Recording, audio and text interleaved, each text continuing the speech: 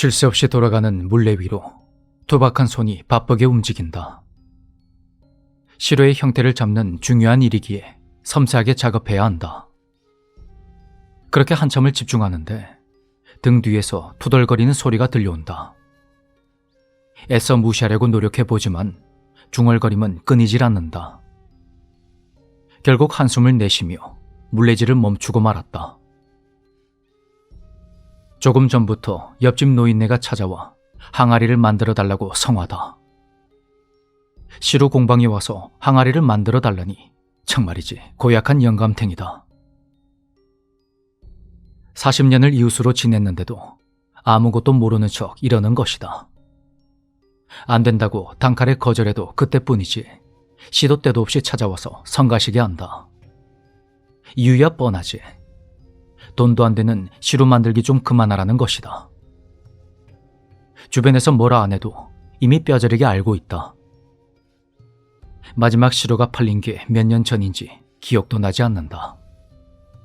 요즘 같은 세상에 누가 시루에 떡을 해먹겠는가. 대성한 자식들이 생활비를 보내주지 않았더라면 진작에 굶어 죽었을 것이다. 그럼에도 시루 만들기를 멈추지 않는 이유는 딱 하나뿐이다. 공방의 주인 구명배는 평생을 바쳐 시루를 만들어 왔다. 젊었던 시절엔 주문도 많이 받고 제법 유명하기도 했다. 나이를 먹어 노인이 된 지금은 실력이 더욱더 늘었다. 주변에선 구명배를 장인이라 불렀지만 정작 본인은 단 한 번도 만족할 만한 작품을 만들어 본 적이 없다. 공방일은 지긋지긋하지만 이대로 그만둔다면 자신의 인생을 부정하는 것이나 다름이 없었다. 때문에 죽기 전에 완벽한 시루를 만드는 것이 구명배의 소원이었다. 그러려면 방해꾼부터 치워야겠지. 그렇게 불같이 화를 내서 영감을 쫓아내고 작업을 이어나갔다. 어느 정도 시루의 모양이 잡혀갈 때쯤 공방문이 끼익하고 열리는 소리가 들렸다. 이번엔 또 뭔가 싶어 한숨을 쉬며 바라보았다. 문 앞에는 3살 정도 되어 보이는 남자아이가 서 있었다. 일그러졌던 구명배의 얼굴이 활짝 펴졌다. 노인은 물레를 멈추고 달려가 꼬마를 와락 끌어안았다. 입으로는 아이고 우리 동화 그렇게 연신읍졸인다. 해외 출장을 간 장난 내외가 맡기고 간 손자 구동화. 성질 더러운 구명배도 동화만 보면 인심 좋은 할아버지가 돼버리고 만다. 애교 많은 손자가 유난히 명배를 따르는 것도 한몫했다. 동화가 흙밟기를 하는 곳에 흥미를 보이자 손에 진흙덩어리를 조금 쥐어주었다. 그것이 장난감이라도 되는 양 치덕거리며 그렇게 장난치는 걸 흐뭇한 표정으로 바라보았다. 네가 지금 가지고 노는 게 나중엔 시루가 된다는 알아듣지도 못할 설명을 그렇게 하던 중이었다. 공방문이 다시금 신경질적으로 열리며 안에 나무키가 들어온다. 그러곤 진흙으로 엉망진창이 된 동화의 옷을 보고 명배에게 쏘아붙였다. 항상 있는 일이다 보니 이젠 귓등으로도 듣질 않는다. 놀아줄 거면 밖에 나가서 제대로 하라는 둥. 그렇게 떠들어대는 아내에게 동화를 넘겼다. 할아버지와 떨어지기 아쉬운 듯 그렇게 칭얼거리는 손주에게 금방 갈 테니 할머니랑 있으라며 달래주었다. 다시금 조용해진 공방에서 홀로 남은 구명배는 작업을 이어나갔다. 이번 시루는 느낌이 나쁘지가 않다. 어쩌면 마지막 작업이 될 수도 있다는 그런 생각이 들었다. 이틀이 지나 잿물을 입히는 작업까지 모두 끝이 났다. 이제 건조와 가마에서 굽는 번조 작업이 남아있다. 이번에 만든 시루는 총 30개. 모두 다 완벽할 필요는 없다. 단 한 개만이라도 명배의 기준에 부합한다면 바로 성공이다. 시루들이 그늘에서 말라가는 동안 명배는 가마를 점검했다. 10대 후반부터 자신과 함께한 낡은 가마. 이 녀석도 아마 자신처럼 은퇴를 손꼽아 기다리고 있을 것이다. 안에 쌓인 잿더미를 치우는 와중 커다란 균열을 발견했다. 가마 입구에 생긴 그것은 커다랗게 입을 벌린 짐승의 아가리처럼 생겼다.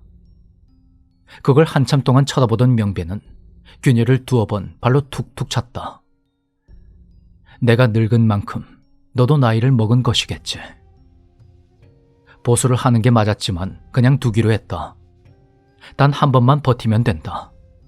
정말이지, 이번엔 느낌이 좋았다. 한 번만 버텨주면 된다. 그럼 너나 나나 자유를 찾을 수 있을 것이다. 공방 밖으로 나가 동화를 찾았다. 우리 손주 뭐가 하고 싶나? 이 할애비가 뭐든 다 해주마. 평생을 짊어진 짐을 내려놓을 수 있을 거란 그런 생각 때문일까? 마음이 너무나도 가벼웠다. 시루가 바짝 마르고 번조를 하는 날, 동화도 시골을 떠나는 날이다. 새벽부터 장남이 오기만을 기다렸지만 끝내 오질 않는다. 한참을 지나 답답했던 명배가 전화를 해봤더니 기상 악화로 비행기가 뜨질 않는단다. 뭐 어쩌겠는가. 하루 더 맡아주기로 하고 공방으로 향했다. 사실 손주가 하루라도 더 머무는 것이 좋았다. 지금 늙은 할아버지에겐 시루와 동화가 삶의 이유였다. 명배는 옷매무새를 가다듬고 공방으로 향한다.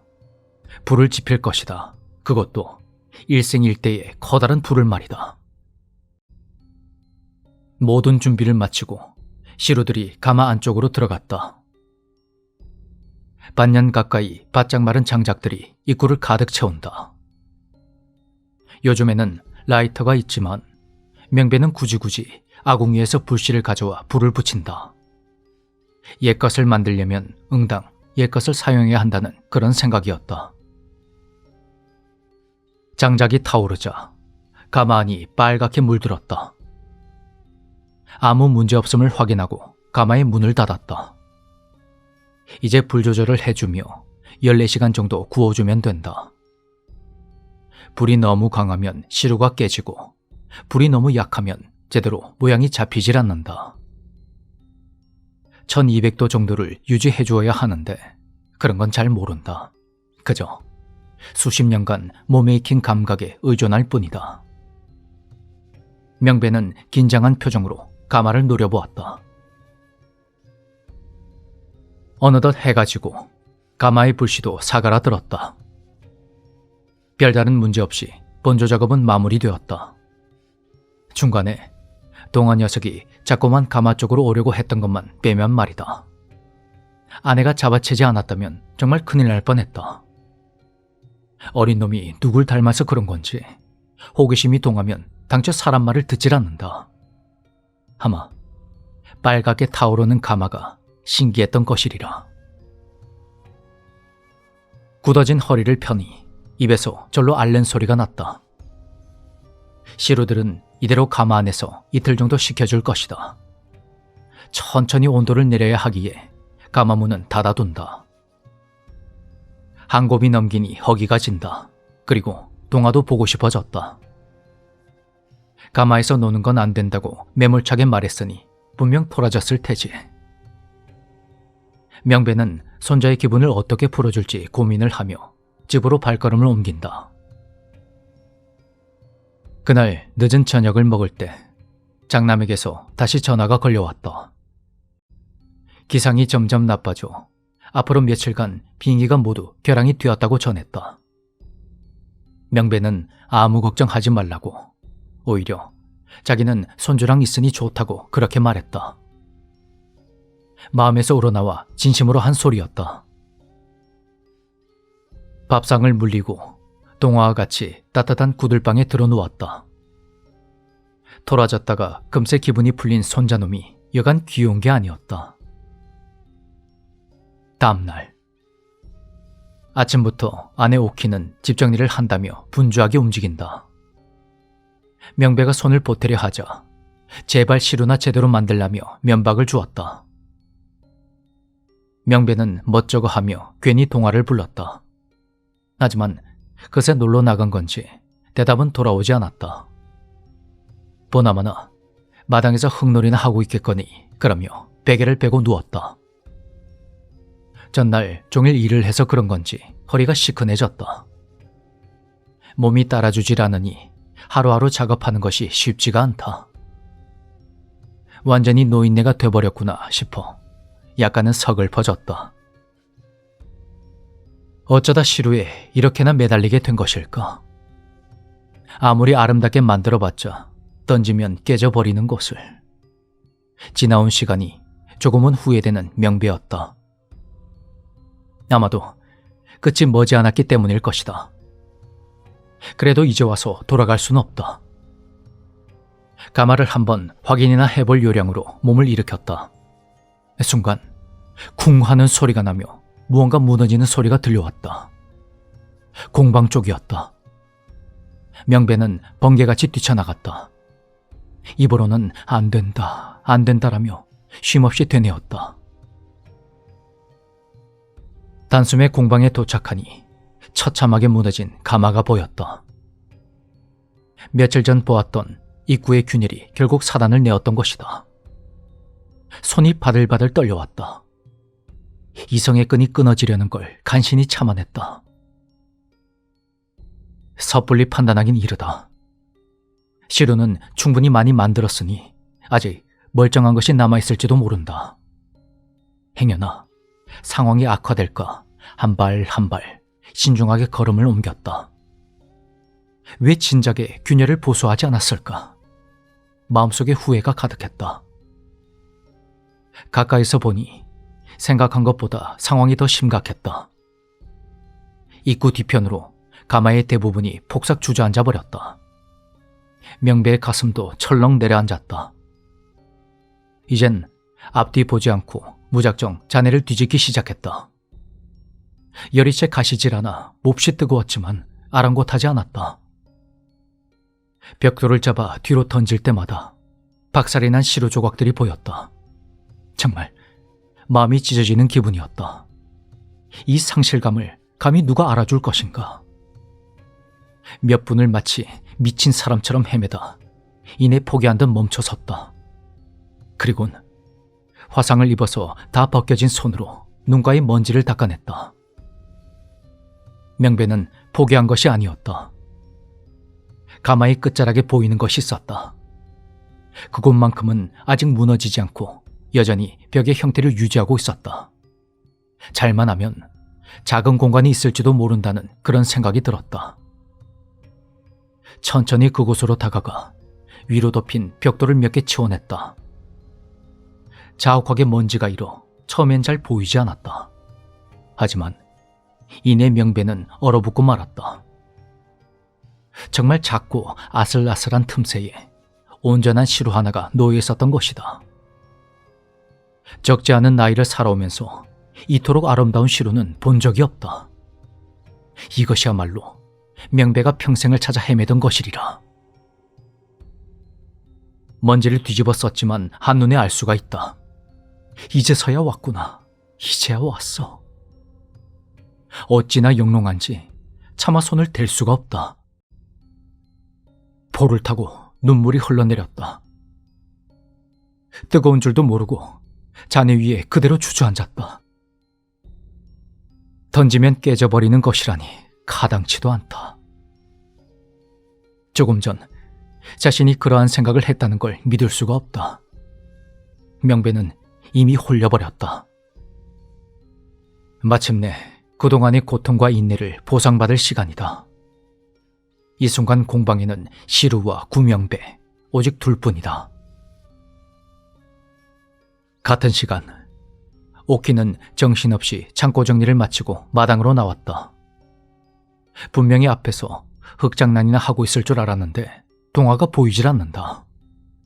동화야, 아이고 우리 막둥이가 어디 갔누? 당장에라도 할머니 하며 뛰어올 것 같지만 대답은 들려오질 않는다. 미처 식지 못할 시루가 상할까봐 명배는 여전히 눈으로만 그 자태를 쫓고 있었다. 무너진 잔해 사이에 동화의 신발이 있는지도 모른 채.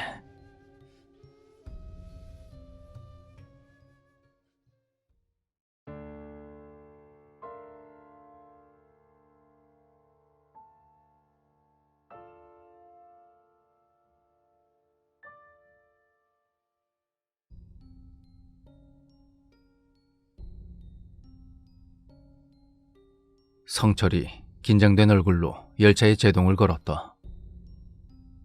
이윽고 문이 열리며 승객들이 탑승한다. 신참 기관사인 그가 맡은 첫 번째 운행이다. 교육도 충분히 받았고 선로도 숙지하고 있지만 떨리는 건 어쩔 수 없다. 사소한 실수가 큰 사고로 이어질 수 있다. 수많은 사람들의 안전을 책임져야 하는 중압감이 성철의 어깨를 무겁게 한다. 이뿐만이 아니다.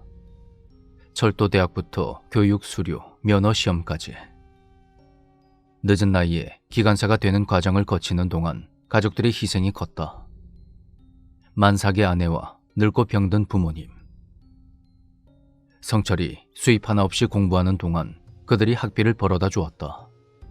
이젠 보답할 때다.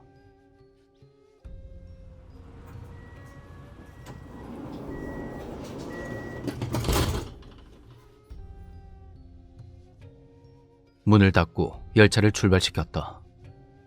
첫 번째 운행부터 사고를 칠 순 없지. 그런데 자꾸만 얼마 전 선배 기관사의 일이 생각난다. 열차로 사람을 치고 휴직을 한 선배. 스스로 목숨을 끊은 사건이었다. 생각만 해도 두렵다. 그는 어떤 생각으로 선로에 뛰어들었을까? 승객을 옮기는 직업이 어쩌다 사람을 죽이게 된 걸까? 아무튼 정신을 차려야 한다. 성철은 눈을 부릅뜨고 전방을 노려봤다. 운행이 얼마 남지 않았다. 곧 귀정역이다. 현서는 귀정역 역사 근처 작은 집에 산다. 서울에선 이제 판자촌을 보기 힘들어졌다는데 이 지역엔 차고도 넘친다. 현서의 집도 마찬가지다. 기억이 있을 때부터 이 판잣집에 살았다. 아버지가 유명을 달리하신 뒤로도 이 집에 살았고 할머니가 돌아가신 지금도 이 집에 살고 있다. 덜커덩 덜커덩 요란한 소리를 내며 집 앞으로 열차가 지나간다. 할머니는 생전에 저희 열차를 보며 육실할 것이라 했다. 당신 아들을 잡아먹은 몹쓸 물건이라고. 현서의 아버지, 그는 공장에서 한쪽 다리를 잃었다. 현서가 6살 때 이야기다. 공장에선 얼마 안 되는 합의금을 제시했다. 할머니는 저딴 푼돈 받지 말라고 했지만 아버지는 받았다. 저 푼돈이라도 있어야 현선의 가족이 겨울을 버틸 수 있기 때문이다. 따뜻한 겨울과 한쪽 다리를 맞바꾼 아버지는 포기를 몰랐다. 현선은 너무 어렸고 할머니는 노쇠했으니 당연한 일이다. 이것이 가장의 무게일 것이다. 하지만 포기를 하지 않는다 해서 모든 일이 잘 풀리진 않는다.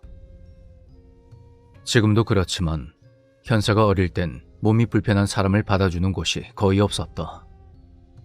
그래도 아버지는 발품을 팔아 간신히 양말 공장에 취직했다.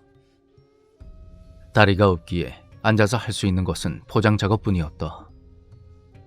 새벽부터 밤늦게까지 수많은 양말을 포장지에 집어넣었다. 그렇게 번 돈은 현선의 세 식구가 두 끼 식사를 하고 조금 남는 정도였다.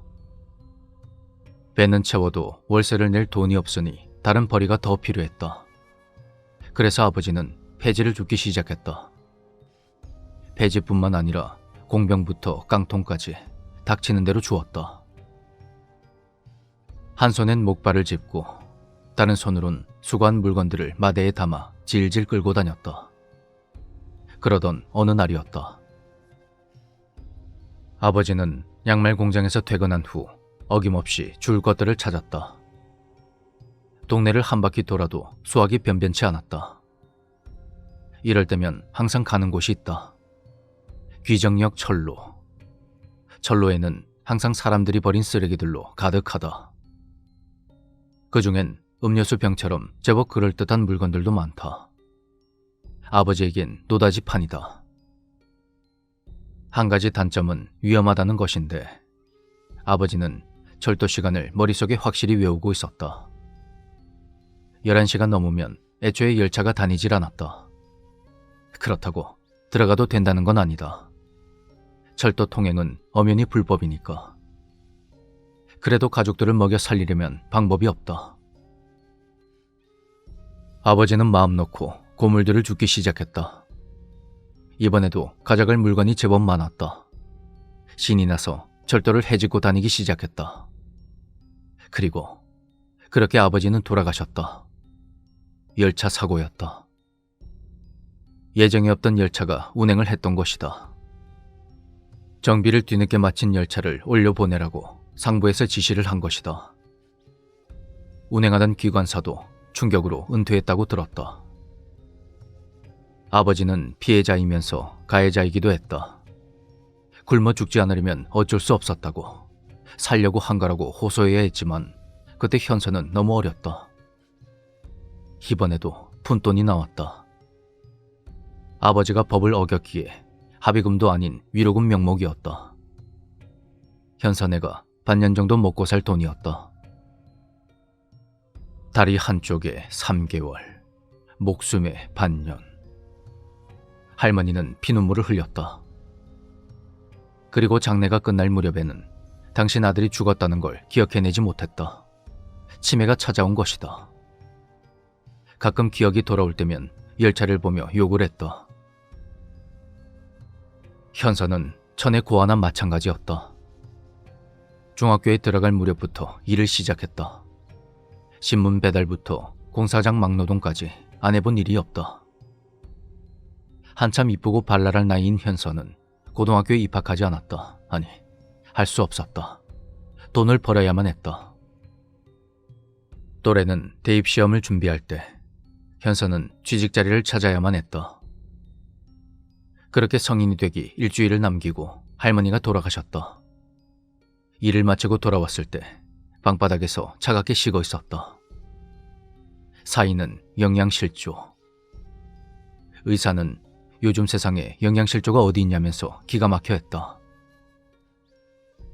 누구 한 명 찾지 않는 장례식을 마치고 현서는 귀정역에 왔다. 아버지가 돌아가신 철도로 가서 몸을 뉘었다. 조금만 있으면 열차가 올 것이다. 생각을 마침과 동시에 열차의 전조등이 보이기 시작한다. 오늘은 시간을 잘 지켜서 다행이다. 경적 소리가 울려 퍼진다. 현서는 눈을 감았다. 가족들을 다시 만나러 갈 시간이다. 조금 전 선로에 눕는 현서를 바라보는 사내가 있다. 지척에 있지만 그의 존재를 알아보지 못한다. 이윽고 열차가 다가온다. 오늘 이 불쌍한 소녀가 죽는다. 미숙한 기관사가 제때 열차에 제동을 걸지 못한 것이기 때문이다. 사내는 순식간에 사라지더니 열차 운전석에 그 모습을 드러냈다. 그리곤 동시에 기관사의 고개가 푹 하고 숙여지며 열차에 제동을 걸기 시작했다. 그리곤 다시 사내는 운전석에서 사라졌다. 시끄럽게 들려오던 열차 소리가 순간 잦아들었다. 이제 끝난 건가 싶어 현서는 눈을 떴다. 하지만 아니었다. 열차는 아직도 자신을 향해 달려오는 중이다. 그런데 뭔가 이상했다. 열차가 아주 느렸다. 어느 정도냐면 사람이 걸어가는 것이 더 빠를 정도였으니까. 그래도 이쪽을 향해 오는 것은 확실했다. 열차 안에 기관사가 보인다. 그는 왜인지 의식이 없는 듯 했다. 그리고 눈앞에 돌아가신 아버지의 얼굴이 보인다. 아, 이것이 주마등이란 것이구나. 불편한 몸으로 끝까지 가족을 포기하지 않은 아버지. 현서를 사랑했던 아버지. 그리고 현서가 사랑했던 아버지. 갑자기 몸이 일으켜진다. 다리가 제멋대로 움직여 철도 밖으로 향한다. 현서 역시 느리지만 확실하게 움직인다. 내 몸이 왜 이러지? 이러면 안 되는데. 아버지와 할머니를 만나러 가야 하는데. 의지와는 상관없이 발은 꾸준히 움직인다. 마침내 현서는 철로를 벗어나고 말았다. 그리곤 다시 모든 것이 평소대로 흘러가기 시작했다.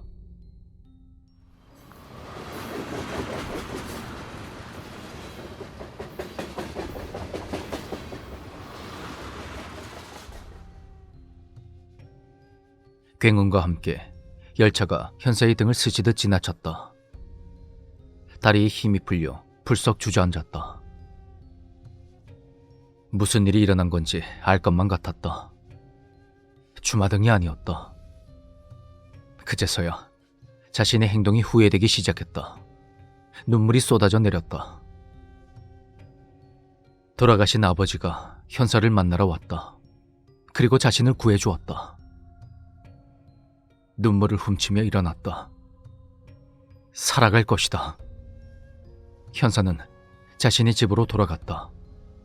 가족이 함께 살던 판잣집으로. 이번엔 스스로의 힘으로 걸어갔다. 급정거한 열차에서 성철이 허둥지둥 내렸다. 분명히 선로에 사람이 있었는데 눈을 씻고 찾아봐도 보이지 않는다. 헛것을 본 것인가? 안도감이 몰려온다. 조금 전에 왠지 모르게 정신을 잃은 듯 했다. 다시는 이런 실수를 해선 안 된다. 떨리는 다리에 힘을 주었다.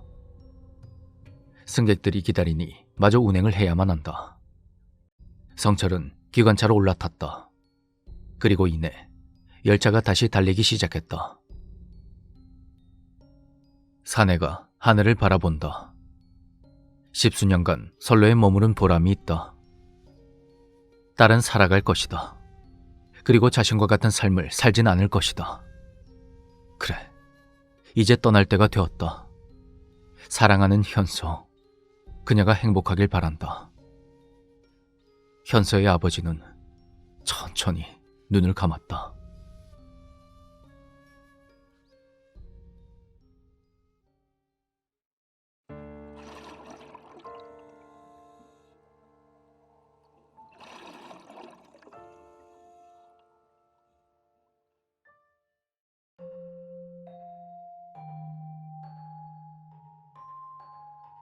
인적 없는 바닷가. 누군가 수면 위로 첨벙하고 고개를 내민다. 그리곤 참았던 숨을 단번에 내쉬었다.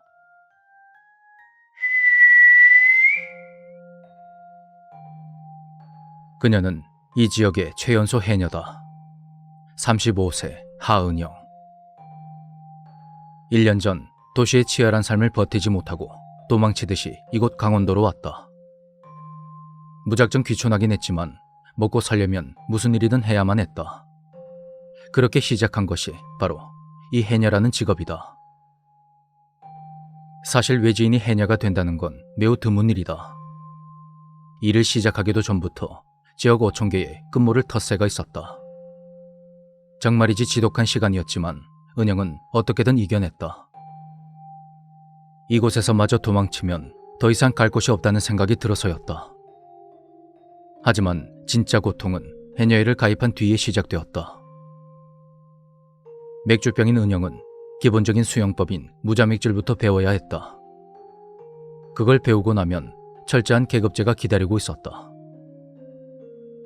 해녀의 계급은 상군, 중군, 하군으로 나뉜다. 은영은 하군에서도 최하급인 동군에 속했다. 숙련도에 의해 계급이 나눠지기에 하루 종일 물질을 해도 능숙해지기 힘든 마당에 밭일까지 나가야만 했다. 해녀의 수익으로는 생활하기에 턱없이 부족하기 때문이다. 그렇기 때문에 오늘도 은영은 지친 몸을 이끌고 일찍이 바다에 나왔다. 해녀들이 물질을 시작하기 2시간 전이다. 본래 해녀들이 잠수를 하는 시간은 정해져 있고 그때 단체로 물에 들어간다. 하지만 이대론 평생 동군에 머물러야 하기 때문에 몰래 나와 연습을 하는 것이다. 잠수 시간이 길면 길수록 수익은 늘어난다. 최소 일부는 잠수를 해야 불소라나 해삼을 노릴 수 있다. 잠수 시간이 짧으면 건져 올릴 수 있는 건 돈 안 되는 해조류들 뿐이다. 물 밖으로 얼굴을 내밀고 참았던 숨을 단번에 내쉰다.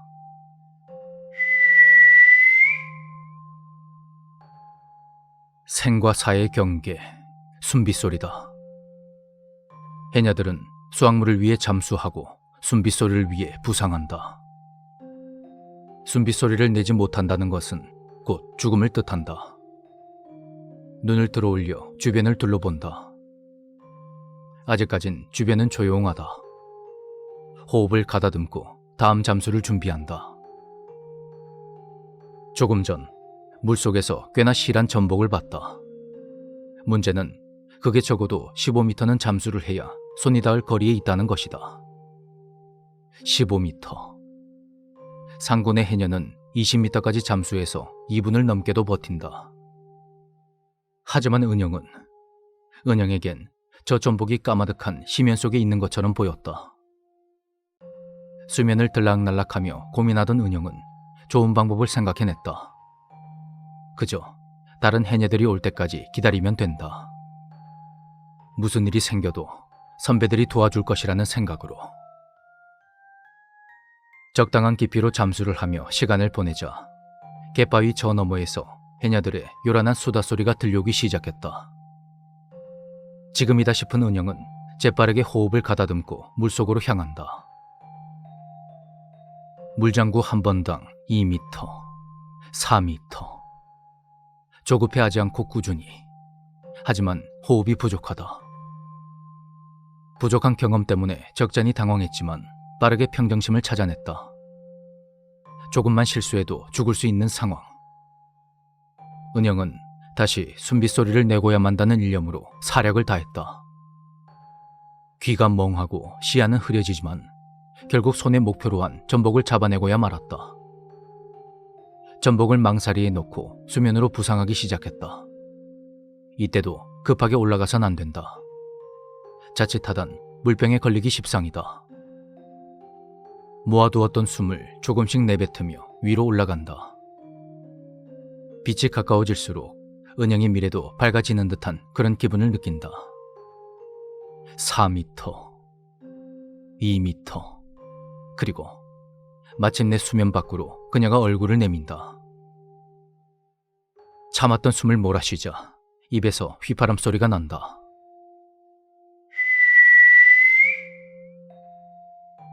생과 사의 경계, 숨빗소리.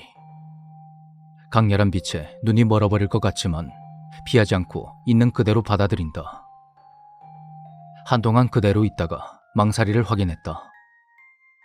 바닥에서 건져올린 전복이 온전히 들어있었다. 가슴 벅찬 성취감에 온몸이 짜릿하다. 뒤늦게 주변을 둘러보니 갯바위 위로 해녀들이 늘어서 있는 게 보였다. 기쁜 마음에 앞뒤 생각 안 하고 손에 든 망사리를 해녀들을 향해 휘둘렀다. 그날 규칙을 어겼다는 이유로 참 많이도 혼이 났다. 하지만 화를 내면서도 한편으론 대견하다며 칭찬도 해주었다.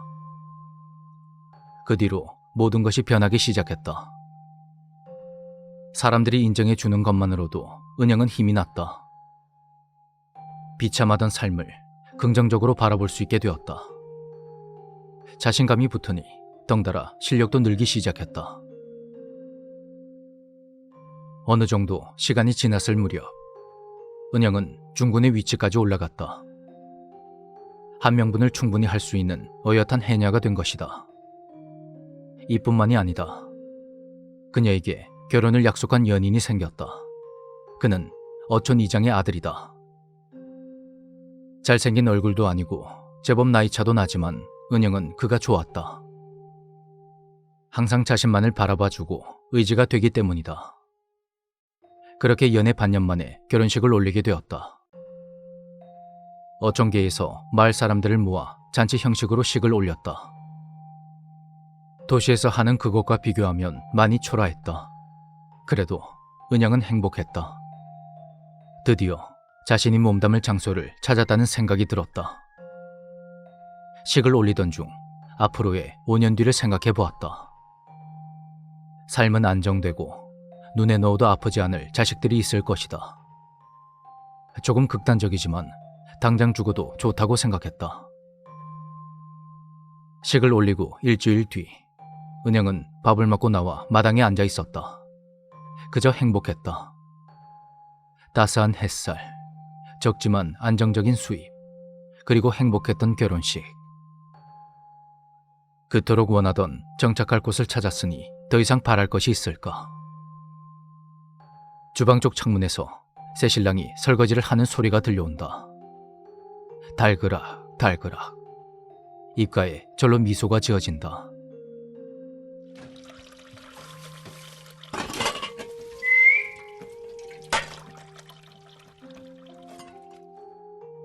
무슨 소리일까?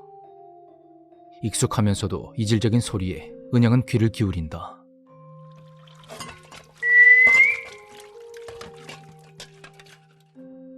조금 전보다 소리가 더 커졌다. 창문을 향해 이게 무슨 소리냐고 물어본다. 하지만 대답은 들려오지 않는다.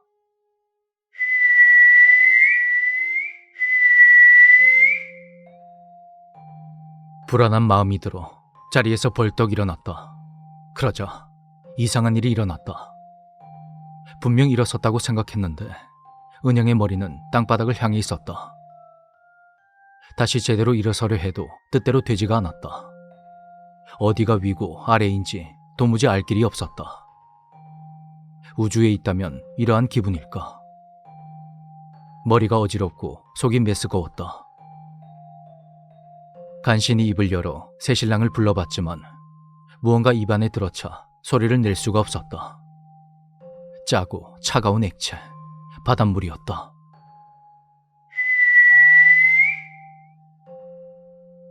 소리가 점점 커지고 있었다. 이젠 귀가 아니라 머릿속에서 울리는 듯 했다.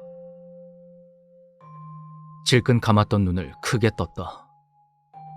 어둡고 푸른 빛이 도는 심연. 아, 이곳은 바다였다. 언제부터였을까? 전복을 잡고 난 후? 아니면 그보다 전? 아무래도 상관없다. 은영은 꿈을 꾸었다. 그것도 아주 길고 긴 꿈을 말이다. 비록 한낮 백일몽이었지만 행복했다. 꿈속 세상이 막연히 그리워졌다. 현실을 마주하고 나서야 자신에게 숨이 얼마 남지 않았음을 느꼈다. 점점 흐려지는 시야 사이로 찰랑이는 수면이 비친다. 은영은 몸에 힘을 풀고 다시 한번 눈을 감았다. 이대로 잠에 들면 그때로 돌아갈 수 있을까? 남편과 함께 행복했던 그곳으로 말이다. 몸이 점점 밑으로 가라앉는 게 느껴졌다. 그리고 머릿속에서 소리가 들려온다.